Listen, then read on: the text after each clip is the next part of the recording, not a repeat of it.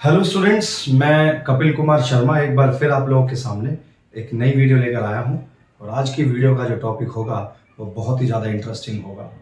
आज से पहले भी मैंने इस टॉपिक के ऊपर एक वीडियो बनाकर बच्चों के साथ शेयर की थी। बहुत से बच्चों ने उस वीडियो को बहुत पसंद किया था। हालांकि वो वीडियो किसी दूसरे चैनल पर डाली गई थी और आज अपने इस चैनल पर मैं दोबारा से उस टॉपिक के ऊपर एक नई वीडियो बनाने जा रहा हूँ। देखिए, class 9th 10th 11th 12th में हम लोग बात करते हैं टेम्परेचर की, हम बात करते हैं तापमान की। और इसका जिक्र कभी कभी क्लास 8th में भी किया जाता है। और कक्षा 8 के जो अध्यापक हैं वो भी बच्चों को कक्षा 8 में क्लास 8th में ही टेम्परेचर के बारे में जानकारी दे देते हैं। लेकिन क्लास 9th में टेम्परेचर जैसे शब्द का प्रयोग पहले ही चैप्टर में कर दिया गया है। उससे जुड़े हुए कुछ क्वेश्चंस, उससे जुड़े हुए कुछ न्यूमेरिकल 9th क्लास से ही बच्चों को करने की आदत डालनी पड़ती है। और ये टेम्परेचर जो टॉपिक होता है ये दिखने में जितना सिंपल है इतना है नहीं है। इसके अंदर इस चीज़ों को समझना वो हमारे लिए बहुत ज़्यादा ज़रूरी है। टेम्परेचर, तापमान होता क्या है? कभी कभी बच्चे बस तापमान को किसी सब्सटेंस का, किसी वस्तु का एक ऐसा कैरेक्टरिस्टिक्स, एक ऐसी प्रॉपर्टीज मान लेते हैं कि अगर कोई सब्सटेंस गर्म है तो हम उसे ही तापमान कहेंगे। लेकिन आज की वीडियो में हम कुछ न्यूमेरिकल करेंगे, हम कुछ डेफिनेशन बताएंगे और कुछ छोटी छोटी ट्रिक्स बताने की कोशिश करेंगे जिससे आप लोग टेम्परेचर जैसे क्वेश्चंस को आसानी से कर पाएं। तो चलिए आज के टॉपिक को हम लोग स्टार्ट करते हैं बेटा। आज का टॉपिक है हमारा टेम्परेचर। टेम्परेचर आप लोग अच्छी तरह से जानते हैं कि हम इसे हिंदी में क्या कहते हैं बेटा? हम इसे हिंदी में कहते हैं तापमान। अब सबसे पहले हमें इसकी डेफिनेशन पढ़नी चाहिए कि तापमान होता क्या है। तापमान के बारे में देखिए कि तापमान हम लोग कहते किसे हैं? किसी भी सब्सटेंस की वो वाली प्रॉपर्टीज, वो वाला गुण जिससे हमें पता लगता है कि वो सब्सटेंस गर्म है या ठंडा है। हम लोग ठंडे को भी क्या बोलते हैं? तापमान कहते हैं। हम लोग गर्म को भी क्या कहते हैं? तापमान कहते हैं। ये ठंडा और गर्म उस तापमान का एक नंबर है जिस नंबर को हम लोग एक स्केल पर मेजर करते हैं। उन स्केल्स के बारे में भी हम लोग अपनी वीडियो में आगे बात करेंगे। पर पहले टेम्परेचर की एक बार डेफिनेशन देख लेते हैं कि टेम्परेचर की डेफिनेशन क्या है। सो टेम्परेचर, मैं हिंदी और इंग्लिश दोनों लैंग्वेज की कोशिश करूंगा।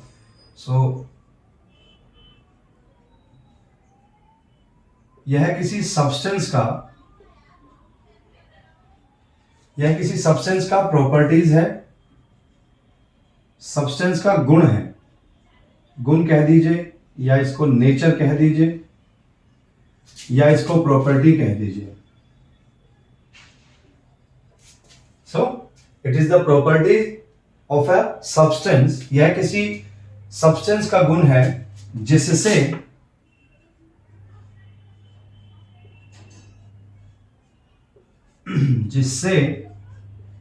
हमें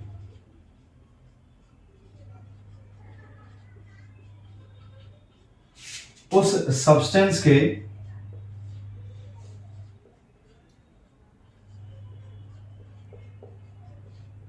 ठंडा या गर्म होने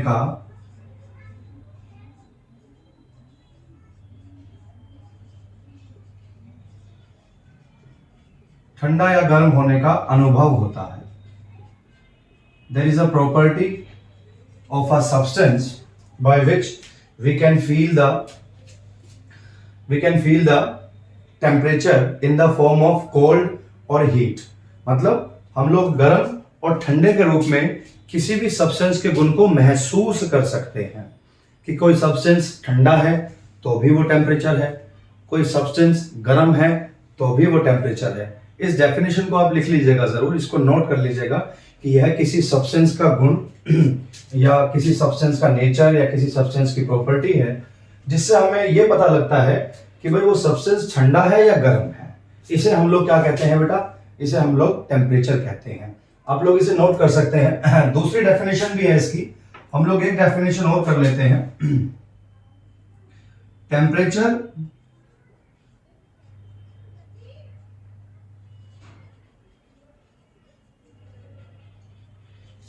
किसी सब्सटेंस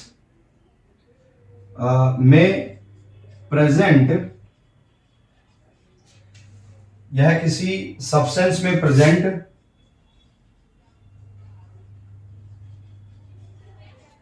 हीट एनर्जी का मेजरमेंट होता है। हीट एनर्जी का मेजरमेंट होता है। हीट एनर्जी, देखिए हम लोग जब भी किसी तापमान को, किसी टेम्परेचर को मेजर करने की कोशिश करते हैं तो उसके लिए अलग अलग प्रकार के स्केल्स आते हैं। उन स्केल्स पर कुछ नंबर्स लिखे रहते हैं। उन नंबर्स के अकॉर्डिंग हम लोग डिसाइड करते हैं कि टेम्परेचर कितना है। यही हम लोगों ने लिखा है कि कोई सब्सटेंस है, उसके अंदर हीट एनर्जी पहले से ही अवेलेबल है, या हमने उसको गर्म किया, हमने उसके अंदर उसको हीट प्रोवाइड करी, तो उस सब्सटेंस ने उस हीट को अपने अंदर एब्जॉर्ब कर लिया, जिससे हम लोग टेम्परेचर को डिफाइन कर सकते हैं। तो ये जो सेकंड वाली हेडिंग है, ये जो सेकंड वाला जो पैराग्राफ है, वो आपको बताएगा कि यह किसी सब्सटेंस में प्रेजेंट हीट एनर्जी का मेजरमेंट है। बहुत ही सिंपल तरीके से मैं बताने की कोशिश कर रहा हूं। आप लोगों ने ये नोट कर लिया होगा। स्क्रीन को रोक कर, पॉज कर कर आप लोग ये डेफिनेशन लिख सकते हैं बहुत ही आसानी से। आगे बढ़ते हैं बेटा। आज की वीडियो थोड़ा सा बड़ी तो ज़्यादा मैं नहीं करूँगा, और फिर भी एक निश्चित टाइम को क्रॉस करने की कोशिश करेगी। चलिए, तो बेटा टेम्परेचर को जो मेजरमेंट करने वाले स्केल्स हैं जिनके बारे में मैं बात कर रहा हूँ कि किसी बॉडी का, किसी सब्सटेंस का हम लोग टेम्परेचर कैसे मेजर करते हैं, कैसे डिसाइड करते हैं कि किसी बॉडी का टेम्परेचर कितना है। इसके लिए बहुत सारे साइंटिस्ट ने अलग अलग तरह के प्रयोग किए। उसमें से कुछ साइंटिस्ट कामयाब हुए और उन्होंने अपने कुछ इक्विपमेंट, अपने कुछ इंस्ट्रूमेंट बनाए जिससे हम टेम्परेचर को मेजर कर सकें। उन इंस्ट्रूमेंट को हम लोग थर्मामीटर कहते हैं। थर्मामीटर हीट को मापने वाले मीटर, हीट को मापने वाले मीटर क्या कहला रहे हैं? थर्मामीटर कहला रहे हैं। थर्मामीटर से हम लोग किसको मेजर कर रहे हैं बेटा? टेम्परेचर को मेजर कर रहे हैं। बहुत ही सिंपल तरीके से समझने की कोशिश करनी है। अब हम लोग उन स्केल्स के बारे में बात करते हैं। तो वो स्केल से बेटा लगभग हम लोग बात करते हैं, ये सिंपल स्केल बनाने की कोशिश कर रहा हूं मैं। अभी तक आपने कुछ बच्चों ने अभी तक लगभग 3 प्रकार के टेम्परेचर स्केल्स के बारे में पढ़ा होगा, जिसमें से हमारा जो पहला स्केल है बेटा, इसको हम लोग बताते हैं सेल्सियस का स्केल। इसको बताते हैं हम लोग सेल्सियस का स्केल। दूसरा स्केल बताते हैं बेटा हम लोग केल्विन का स्केल, डिग्री केल्विन। तीसरा स्केल बताते हैं बेटा हम फारेनहाइट का स्केल बताते हैं, डिग्री फारेनहाइट। अब ये चौथा स्केल कौन सा है? देखिए, इस वीडियो में ये वाला जो स्केल है, ये आपको एक नया स्केल मिलेगा। कुछ बच्चे तो जो पहले से टेम्परेचर के बारे में जानते हैं, और अगर इस स्केल के बारे में पहले से जानते हैं तो बहुत ही अच्छी बात है, आप लोग अपनी पढ़ाई पर ध्यान दे रहे हैं। लेकिन जिन बच्चों ने इन 3 स्केल्स पर ध्यान दिया है, आज वो इसको भी देख लेंगे, एक नई जानकारी उनको पता लग जाएगी। तो ये जो चौथा स्केल है बेटा, इसे हम लोग R से डिनोट करते हैं, और इसे कहते हैं हम लोग रोमर। क्या कहते हैं? रोमर, ROMAR, रोमर, चौथा स्केल। ये स्केल पर कुछ नंबर्स लिखे रहते हैं। उन नंबर्स पर जब हम लोग किसी टेम्परेचर को मेजर करने की कोशिश करते हैं तो वो नंबर आइडेंटिफाई कराते हैं कि भाई टेम्परेचर कितना हो गया है। अब उन नंबर्स को हम लोग कैसे डिफाइन करते हैं? तो अगर हम सेल्सियस वाले टेम्परेचर की बात करें, सेल्सियस वाले स्केल की बात करें, तो इसका जो स्केल है बेटा वो 0 डिग्री सेल्सियस से स्टार्ट होता है और 100 डिग्री सेल्सियस तक जाता है। ऐसे ही केल्विन वाले टेम्परेचर की बात करते हैं, 273 डिग्री केल्विन से शुरू होता है 373 डिग्री केल्विन तक ये वाला टेम्परेचर जाता है। फारेनहाइट की बात करते हैं बेटा। फारेनहाइट हमारा 32 डिग्री फ़ारेनहाइट से शुरू होता है और 212 डिग्री फ़ारेनहाइट तक जाता है। फाइन। रोमर की बात करते हैं, एक नया टेम्परेचर है, एक नया टेम्परेचर स्केल है, सॉरी। ये भी 0 डिग्री सेल्सियस से स्टार्ट होता है, जैसे कि सेल्सियस वाला शुरू हो रहा था, और ये 80 डिग्री सेल्सियस, सॉरी सेल्सियस नहीं लिखना है, 80 डिग्री रोमर तक जाता है। 0 डिग्री से लेकर और 80 डिग्री रोमर तक जाता है। बहुत ही सिंपल चीज है, बिल्कुल भी कंफ्यूजन नहीं होना है। ये 4 स्केल है बेटा। इन स्केल्स में सबसे नीचे वाला जो पॉइंट होता है इसको कहते हैं लोएस्ट पॉइंट।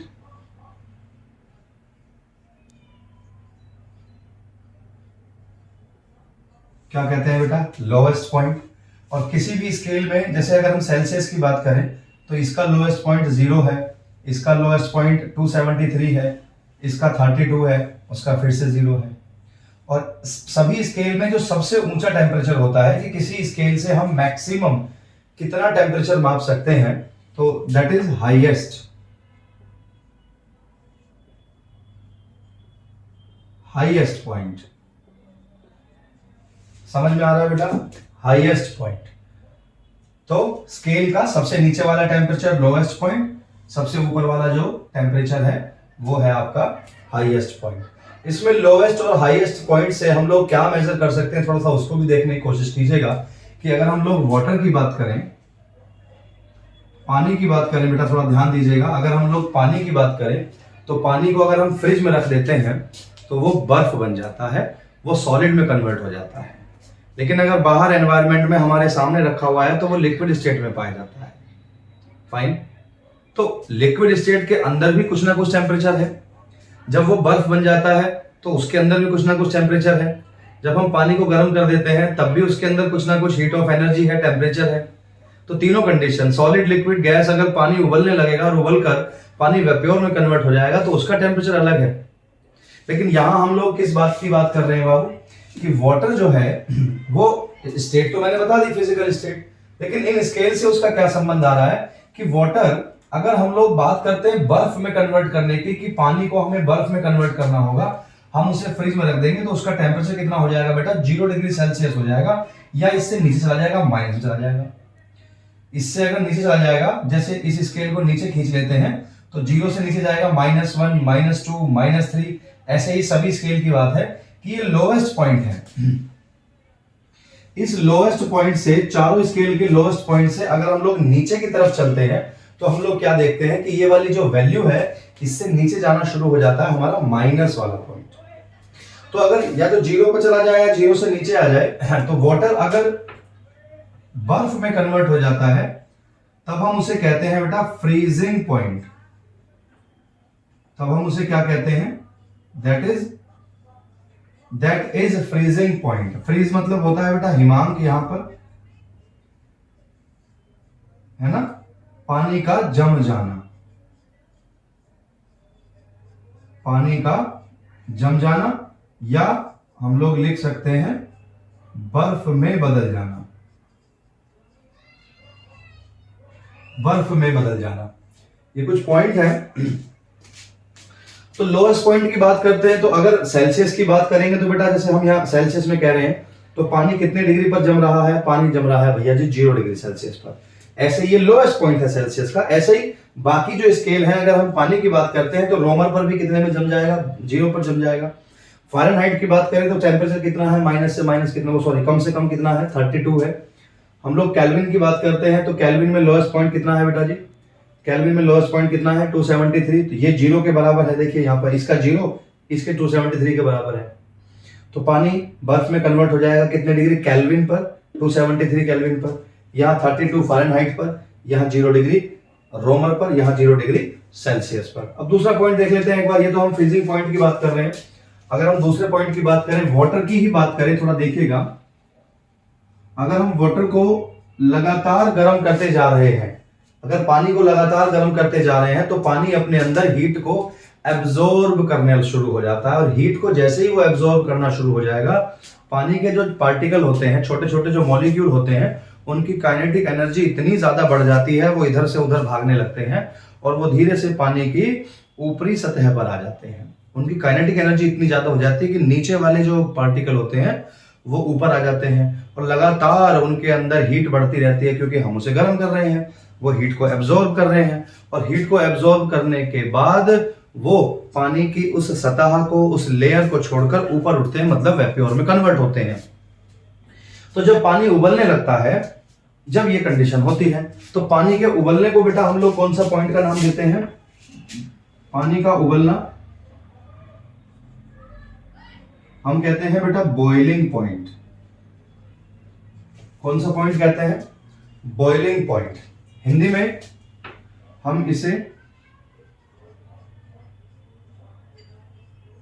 हम इसे बोलते हैं क्वथनांक, है ना। हम बात कर रहे हैं पानी की। पानी के अलावा कोई भी लिक्विड हो, जब वो उबलने लगेगा तब हम लोग उसे कहेंगे बॉईल होना। और स्केल के एक फिक्स नंबर पर जाकर वो उबलना शुरू होगा, तब हम उसे कहेंगे बॉइलिंग पॉइंट। तो पानी के बारे में बात करते हैं, तो भैया जी पानी जो उबलता है वो सेल्सियस की बात करें तो सेल्सियस वाले स्केल में वो सबसे ऊपर जाएंगे जब हम लोग, तो 100 डिग्री सेल्सियस पर जाकर वो उबलेगा। वो बॉईल होगा कितने पर? 100 डिग्री सेल्सियस पर, क्योंकि ये इसका लोएस्ट पॉइंट है। यहां पर बर्फ जम रहा है सेल्सियस के, और सबसे ऊपर जा रहे हैं तो यहां पर पानी उबल रहा है। ये हाईएस्ट पॉइंट है बेटा। सिंपल तरीके से पढ़ना है, कोई भी टेंशन नहीं लेनी है, बहुत साधारण सी चीज है। आप इसे नोट कर सकते हैं स्क्रीन को बीच में रोक कर, ठीक है। किताब में कुछ पॉइंट ऐसे होते हैं, जैसे ये तो फ्रीजिंग पॉइंट आ गया, ये बॉइलिंग पॉइंट आ गया। इसके अलावा एक पॉइंट देखने के लिए और मिलता है बेटा, दैट इज मेल्टिंग पॉइंट, है ना। मेल्टिंग पॉइंट देखने के लिए मिलता है। मेल्टिंग मतलब होता है, या मेल्ट मतलब होता है गलना, है ना। और मेल्टिंग को पूरा कहते हैं, मेल्टिंग पॉइंट को कंबाइंड हम लोग कहते हैं गलनांक। हिंदी वाले बच्चे, इंग्लिश वाले बच्चे भी समझते रहेंगे। देखिए दोनों लैंग्वेज का यूज करना बहुत ही आवश्यक है, क्योंकि हमारी वीडियो सब बच्चे देखते हैं। नोट करिएगा बेटा इसको आसानी से।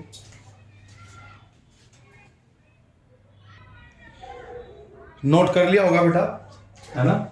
अब थोड़ी सी हमारी जिम्मेदारी बनती है कि इससे थोड़ा सा और आगे बढ़ा जाए। इसको मिटा देते हैं।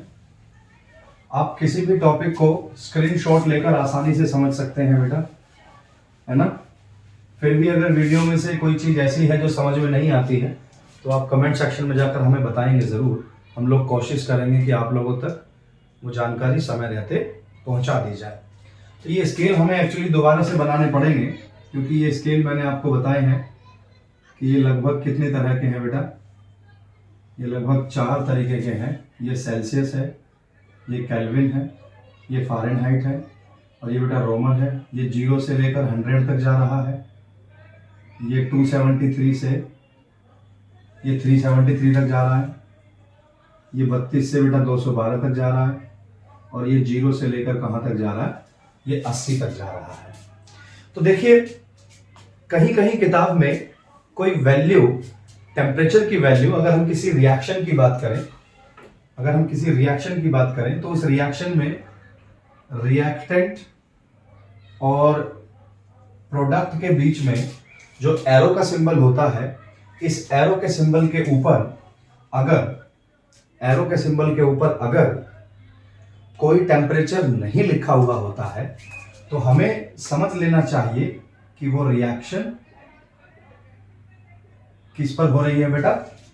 रूम टेम्परेचर पर हो रही है। लेकिन अगर रूम टेम्परेचर पर नहीं हो रही है, ये रूम टेम्परेचर कितना होता है? ये रूम टेम्परेचर होता है भैया जी 25 डिग्री सेल्सियस, इस वाले स्केल का सेल्सियस। लेकिन कहीं कहीं पर किसी रिएक्शन में हमें दे देते हैं 600 केल्विन, 300 केल्विन, है ना। टेम्परेचर को केल्विन में भी दे देते हैं। तो यहां बच्चे थोड़ा सा कंफ्यूज हो जाते हैं कि यार यहां तो केल्विन में दिया हुआ है टेम्परेचर, कहीं कहीं पर क्या करते हैं, कहीं कहीं पर सेल्सियस में दे देते हैं। तो यार ये बात तो समझ में नहीं आई, ये बात समझनी पड़ेगी, है ना। क्योंकि हमें इन स्केल्स के टेम्परेचर को थोड़ा सा एनालाइज करना पड़ेगा और एनालाइज करके ये देखना पड़ेगा कि कौन से टेम्परेचर को कौन से में कैसे कन्वर्ट किया जाए। मतलब अगर हम चाहें तो सेल्सियस के टेम्परेचर को किस में कन्वर्ट कर सकते हैं, केल्विन में, केल्विन वाले को फ़ारेनहाइट में, और भैया जी फ़ारेनहाइट वाले को किस में कन्वर्ट कर सकते हैं, रोमर में कन्वर्ट कर सकते हैं। ऐसे ही हम लोग उल्टा भी कर सकते हैं, रोमर से फ़ारेनहाइट, फ़ारेनहाइट से केल्विन, और केल्विन से हम लोग क्या कर सकते हैं बेटा, सेल्सियस में कन्वर्ट कर सकते हैं। तो यहाँ जो न्यूमेरिकल आते हैं पेपर में न्यूमेरिकल कुछ इस तरीके के आते हैं कि भैया इस वाले स्केल के टेम्परेचर को दूसरे वाले स्केल के टेम्परेचर में कन्वर्ट कर दीजिए। तो नियम बताइए भैया जी उसका क्या है। तो अपनी वीडियो का जो मोस्ट फेवरेट भी है स्टूडेंट्स का, बहुत सारे स्टूडेंट पसंद भी करते हैं। इससे पहले वाली वीडियो में बच्चों ने बहुत ज़्यादा पसंद किया था ये वाला जो मेरा टॉपिक था, और बड़े कमेंट्स आए बच्चों के, अच्छे अच्छे सीखने के लिए मिला उन्हें। तो जो मेरा एक फॉर्मूला है, उस फॉर्मूले से आप लोग सिंपल तरीके से बता सकते हैं कि भैया जी इन स्केल के टेम्परेचर को हम एक दूसरे में कैसे कन्वर्ट कर सकते हैं। तो एक फॉर्मूला है बेटा, थोड़ा ध्यान से देखिएगा, और उस फॉर्मूले को, वो फॉर्मूला है बेटा TRP। ध्यान से, फॉर्मूला बड़ा तो दिखने में लगेगा लेकिन है नहीं है, समझने में बहुत आसान है। TRP minus TLP upon THP minus TLP बराबर TRP। ये ऐसा का ऐसा ही फॉर्मूला सेम टू सेम हम लोगों को यहां लिखना है, यही फॉर्मूला बराबर का इधर लिखना है। TRP minus TLP upon THP और माइनस TLP। देखिए दोनों तरफ का फॉर्मूला ऐसा है, लेकिन यार ये बला क्या है, ये चीज क्या है। देखो जिन बच्चों को पता है वो बहुत ही अच्छे तरीके से समझ गए होंगे, लेकिन जिनको नहीं पता है वो देख लीजिए एक बार। यहाँ पर TRP का क्या मतलब है मैं एक बार अलग से लिख देता हूं, है ना।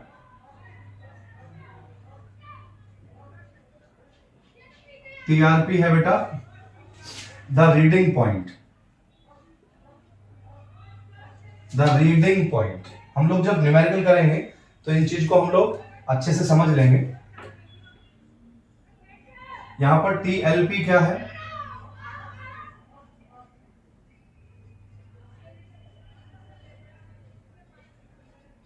The lowest point. Lowest point मतलब किसी भी स्केल का सबसे नीचे वाला टेम्परेचर। मैंने बताया था ना, जब स्केल बताए थे तो स्केल में मैंने क्या बताया था कि सबसे नीचे वाला जो टेम्परेचर होता है वो कहलाता है लोएस्ट पॉइंट, और जो सबसे ऊपर वाला टेम्परेचर होता है वो क्या कहलाता है, हाईएस्ट पॉइंट कहलाता है। तो यहाँ बस तीन ही चीजें लिखनी, क्योंकि दोनों फॉर्मूले में तीन चीजें कॉमन है।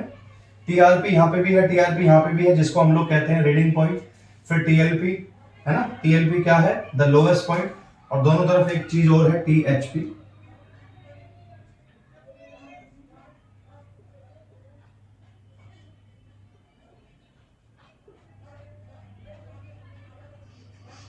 देखिए तीन चीजें हैं बेटा, बहुत ही आसानी से समझ सकते हैं, जरा सी भी टेंशन नहीं है, आराम से समझ में आ जाएगा। ठीक है, एक बार एक्सप्लेन कर सॉरी नोट आउट कर सकते हैं आप, अपने कॉपी में नोट डाउन कर लेंगे। फिर इससे जुड़ा हुआ एक न्यूमेरिकल करने की कोशिश करते हैं।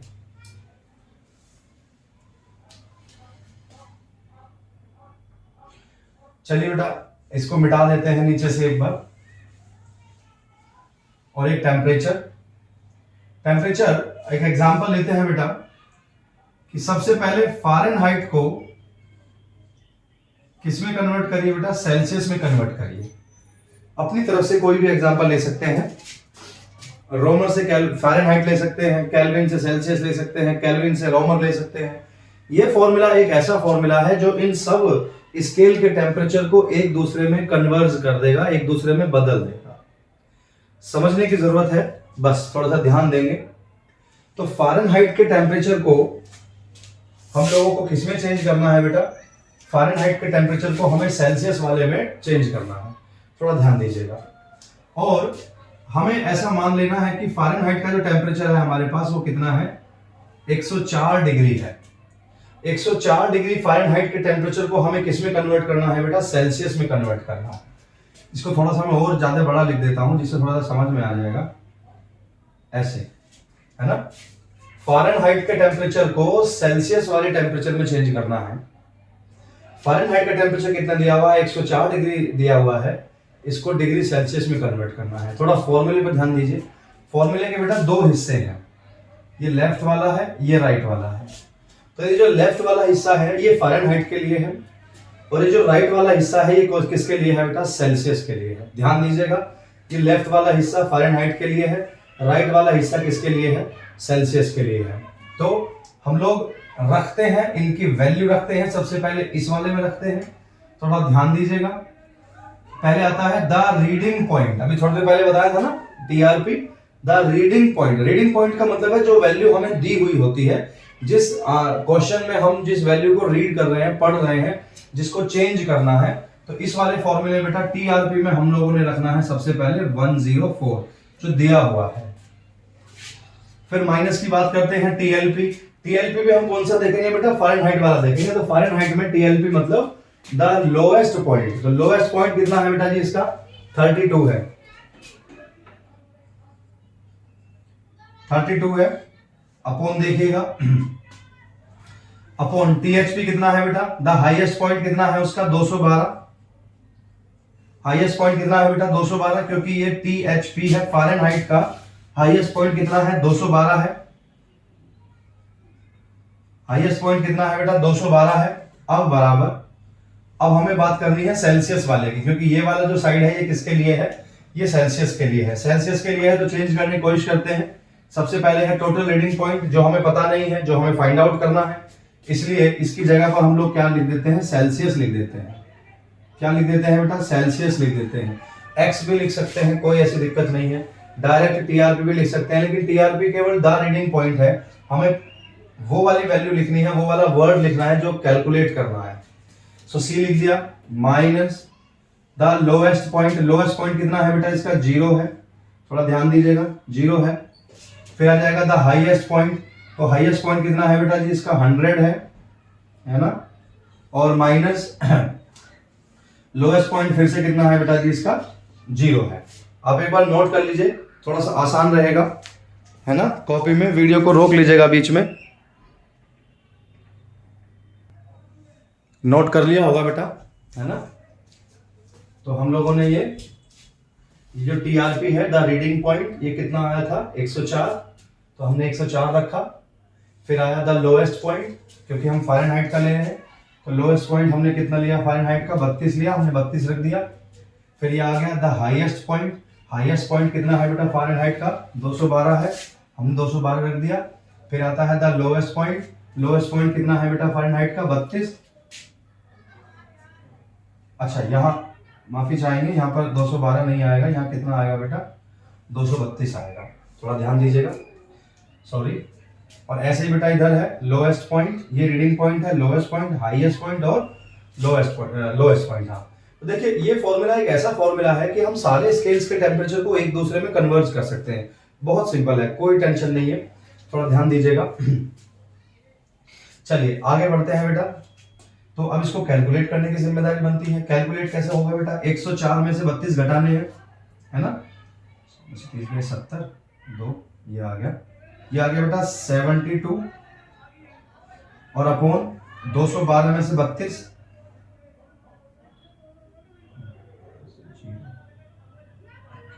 21 में से 3 गए 18, 0, 180, है ना?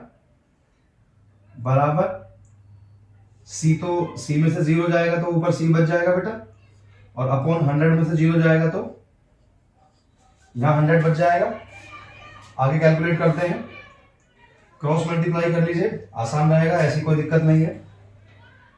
तो इसकी मल्टीप्लाई हो जाएगी, सी इंटू 180 इज इक्वल टू इसकी मल्टीप्लाई कर लीजिए 72 इंटू 100, इसकी मल्टीप्लाई ऐसे, इसकी मल्टीप्लाई ऐसे, क्रॉस मल्टीप्लाई कैलकुलेट कर लीजिए बेटा आगे।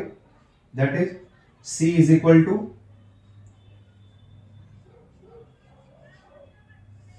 ये इसके नीचे चला जाएगा बेटा, है ना, 0 से 0 काट सकते हैं, और आगे थोड़ा सा और हल्का कर लेते हैं। 72 इंटू 100 अपॉन कितना आ गया बेटा, 18 आ गया।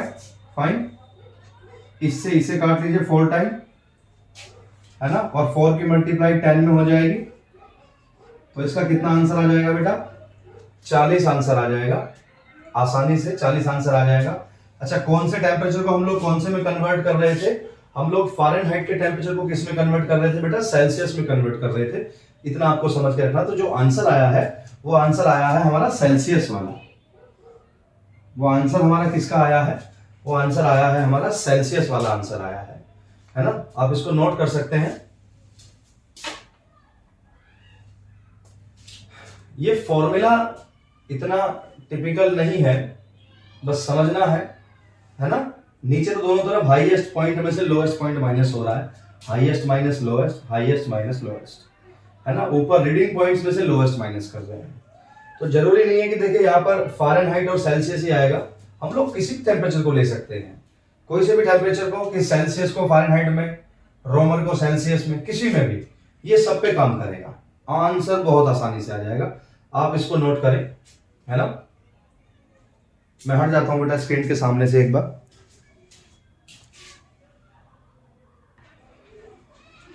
नोट कर लिया होगा बेटा, है ना। तो इसे मिटा देते हैं, और अब ये वाला फॉर्मूला भी, इस फॉर्मूले से थोड़ा सा डिस्टेंस बना लेते हैं। देखिए, कुछ स्टूडेंट्स के लिए हो सकता है कि ये फॉर्मूला थोड़ा सा हार्ड हो, पर मुझे नहीं लगता है ये फॉर्मूला हार्ड है।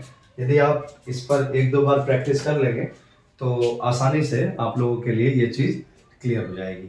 अब थोड़ा सा हम और शॉर्टकट तरीके देखते हैं। ये तो एक तरीका था, अभी तो बहुत सारे तरीके हैं, पर फिर भी कुछ महत्वपूर्ण जो तरीके हैं, जो शॉर्टकट तरीके हैं जिससे हम लोग टेम्परेचर को कन्वर्ट करते हैं, बस हम उसके बारे में बात करेंगे।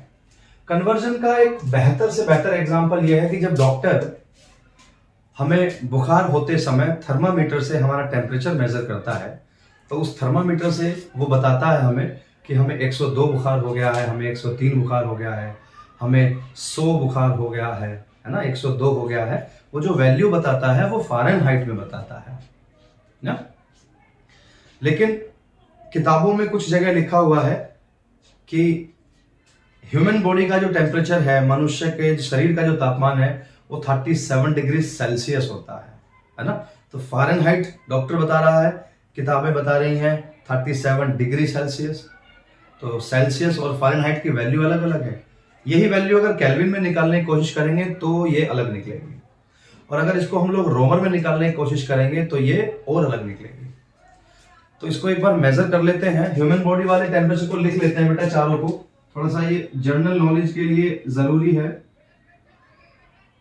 ना। यहाँ पर human body temperature, human body temperature जो वैल्यू है, ह्यूमन बॉडी टेम्परेचर जो वैल्यू है बेटा, वो कैसी है कि अगर आप इसे सेल्सियस में मेजर करेंगे तो सेल्सियस में इसका आंसर आता है 37 डिग्री सेल्सियस।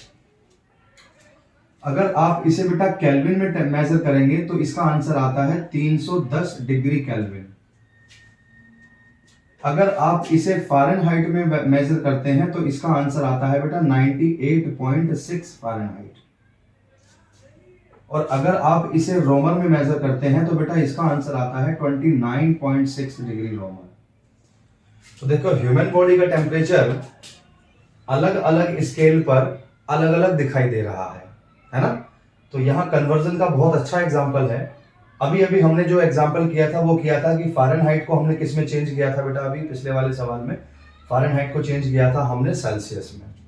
अब हम लोग किसी और वैल्यू को चेंज करने की कोशिश करते हैं। अब हम कोशिश करते हैं सेल्सियस वाली वैल्यू को किस में कन्वर्ट कर रहे हैं बेटा, फ़ारेनहाइट में चेंज कर रहे हैं। पहले तो वो एक जो फॉर्मूला था, जरूरी नहीं है कि हम पहले F से C पे गए थे तो वही वाला फॉर्मूला यूज करना है, नहीं नहीं, ऐसा नहीं है। अब हम लोग देखिएगा, अब एक फॉर्मूला शॉर्टकट तरीका दूसरा बताता हूं कि सेल्सियस को हम लोग किस में कन्वर्ट कर रहे हैं बेटा, हम लोग चेंज कर रहे हैं फ़ारेनहाइट में। यही वाला एग्जांपल बताने की कोशिश करूंगा, ये वाला कि ह्यूमन बॉडी का जो टेम्परेचर है ये 98.6 क्यों है, 37 क्यों है। तो ऐसा कर लेते हैं कि पहले तो इसका फॉर्मूला देख लेते हैं। इसका फॉर्मूला है बेटा 9/5 इंटू सी, 9/5 इंटू सी प्लस 32। ये एक फॉर्मूला है 9/5 इंटू सी। ये सी फॉर डिग्री सेल्सियस है, जो टेम्परेचर हम लोगों को सवाल में दिया जाएगा वो वाला टेम्परेचर हम लोग यहां पर लिखेंगे। चलिए आगे बढ़ते हैं। तो फ़ारेनहाइट प्राप्त करना है बेटा। सेल्सियस की जगह पर हम लोग कितना ले लेते हैं, 37 डिग्री सेल्सियस ले लेते हैं। फॉर्मूला ये है भैया जी, है ना, यहां पर लिख सकते हैं F बराबर, ये तो मैंने लिखा कि सेल्सियस को मैं फ़ारेनहाइट में चेंज कर रहा हूं, लेकिन फॉर्मूला प्रॉपर ये है फ़ारेनहाइट के टेम्परेचर को प्राप्त करने का। देखिएगा थोड़ा सा और आगे की तरफ, तो सेल्सियस को हम किस में कन्वर्ट कर रहे हैं, फ़ारेनहाइट में कर रहे हैं। इस वाले फॉर्मूले में रखिए, तो क्या है बेटा, F इज इक्वल टू 9/5, है ना, और इंटू सेल्सियस की जगह पर हम लोग 37 रख रहे हैं, 37 डिग्री, और प्लस इसके अंदर क्या कर रहे हैं बेटा जी, 32 हम लोग, जो फॉर्मूले में है 32 है। हम लोग जब इससे माइनस करेंगे, ये सॉरी इससे डिवाइड करेंगे, तो बेटा इसका आंसर आ जाएगा 1.8 इंटू यहां आ जाएगा 37, और फिर यहां आ जाएगा 32। थोड़ा और आगे बढ़ते हैं। ये जो 1.8 आया है, ये इसे डिवाइड किया है, बाकी वैल्यू अभी मैंने सेम रखी है। अब हमारा काम क्या है कि 1.8 की मल्टीप्लाई पहले किस में करेंगे, 37 में करेंगे। देखिए आप लोगों को वो फॉर्मूला याद होगा ना, BODMAS, bracket of, divide, multiply, addition, subtraction, एक ऑर्डर है उनका। जब हम लोग सिंप्लीफिकेशन करते हैं तो हम बोर्ड मास के फॉर्मूले का यूज करते हैं। चलिए आगे बढ़ते हैं बेटा। सो 1.8 की मल्टीप्लाई हम लोग किस में कर रहे हैं, 37 में कर रहे हैं। इसकी मल्टीप्लाई इसमें करेंगे तो ये आ जाएगा बेटा 66.6 आ जाएगा। देखिए सवाल हम लोग लगातार कराते रहते हैं, प्रैक्टिस बहुत जरूरी है, तो इसलिए कुछ वैल्यूज याद रहती हैं, आप लोग आसानी से मल्टीप्लाई कर सकते हैं। इसकी मल्टीप्लाई इसमें करेंगे तो आंसर ये आएगा। और बेटा जी आगे क्या लिखा हुआ है, 32 लिखा हुआ है। अब इन दोनों वैल्यू को हम लोगों ने क्या करना है, हम लोगों ने जोड़ देना है इन दोनों को। तो जोड़ने के बाद कितना आंसर आएगा, 98.6 आएगा। और ये वैल्यू किसकी है बेटा जी, फ़ारेनहाइट की है ना, ये फ़ारेनहाइट की वैल्यू है। आप इसे नोट कर सकते हैं बहुत आसानी से।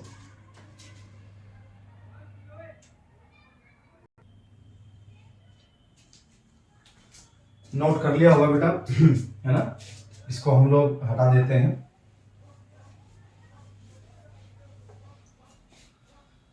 तो ये स्केल का जो कन्वर्जन है बेटा, देखो वीडियो तो हम लोग बहुत लंबी ले जा सकते हैं, ज्यादा लंबी तो मैं वीडियो नहीं ले जाऊंगा। अब इस टेम्परेचर वाली वीडियो से जुड़ी हुई जो आगे की जानकारी है, क्योंकि कई क्वेश्चंस ऐसे आते हैं एग्जाम में जो बड़े ही घुमावदार होते हैं, स्टूडेंट्स उन क्वेश्चंस को देखकर बड़े घबरा जाते हैं। देखिए सिंपल कन्वर्सेशन के लिए तो आप लोगों ने एक बड़ा जो फॉर्मूला है वो देख ही लिया है, उसके बाद मैंने एक एग्जाम्पल और आप लोगों को बताया है। इससे जुड़ी हुई कुछ और बातें, क्योंकि अब मैंने टेम्परेचर से जुड़ी हुई बहुत सारी बातें आप लोगों के साथ शेयर तो कर दी हैं, लेकिन मुझे लगता है कि अभी इसमें बहुत कुछ बाकी है, और इस बहुत कुछ बाकी की वजह से मुझे एक भाग इस वीडियो का एक पार्ट और बनाना पड़ेगा। तो जल्दी ही मैं अपनी दूसरी जो वीडियो है आप लोगों के साथ जल्दी ही साझा करूंगा, सॉरी। और बाकी जो स्टूडेंट्स हमारी वीडियो नहीं देख पा रहे हैं वो जल्दी ही वीडियोस देख पाएंगे, क्योंकि हमने चैनल बनाते वक्त उन बच्चों से भी वादा किया था। तो हम लोग जल्दी ही 6th, 7th और 8th क्लास वाले बच्चों के लिए इंग्लिश, मैथ्स और साइंस से जुड़ी हुई कुछ वीडियोज साझा करेंगे। अच्छा, अगर आपको ये वीडियो अच्छी लगी हो तो आप लाइक ज़रूर कर दीजिएगा, सब्सक्राइब ज़रूर कर दीजिएगा, और अपने फ्रेंड्स के साथ इसको शेयर ज़रूर कीजिएगा। देखिए कोशिश रहती है हमारी और हमारे सहयोगी अध्यापकों की कि अच्छे से अच्छी जानकारी, अच्छे से अच्छी वीडियो आप लोगों तक पहुंच सके, और इसी आशा के साथ हम लोग यहाँ पर मेहनत करते हैं। आपका साथ हमेशा ऐसे ही बना रहेगा। अब अगली वीडियो का इंतज़ार करते हैं बेटा, तब तक के लिए धन्यवाद, नमस्कार।